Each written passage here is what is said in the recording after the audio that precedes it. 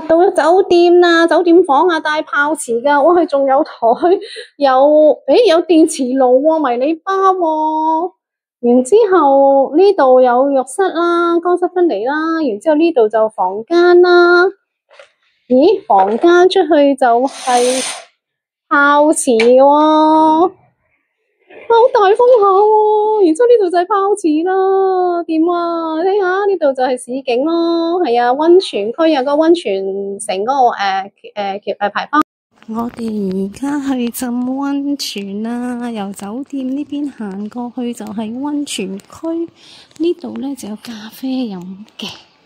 我哋去嗱，呢個新月樓咧就係話聽朝咧食早餐嘅地方，咁而家就由呢邊。呢個通道係冇錯，呢度過去由新月樓隔離呢度過去，有咩摸魚池啊咩？我哋唔玩呢啲住啦，我哋去咗溫泉區先。夏天呢度咧就係咧游水啊，而家冬天就係呢邊係溫泉咯。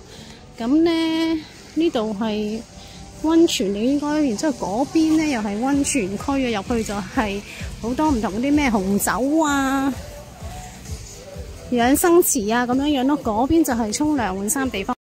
哇！我哋而家行過嚟啊，呢度有個池啊，迷霧探影池啊。咁咧呢度咧就43度啊。好，43度又試一試佢先。總之冇人嘅池咧，我哋又去試一試佢先嚇。43度嘅池。呢個咧溫泉咧有好多榕樹啊，真係咧負離子啊。然之後就係泳池。咁而家係開咗溫泉水嘅，呢度好多打卡位啊，唔錯喎，真係。我而家咧啱啱浸完日間池啊，而家去食飯先，然之後再浸呢個晚間池啊，呢個真係 OK 唔錯呢個。佢又有一個 booth 啦，即係有小食亭啦，佢有嗰啲關東煮供應㗎，有好多呢啲打卡位啊，我覺得佢哋真係好有心機做。係咪啊？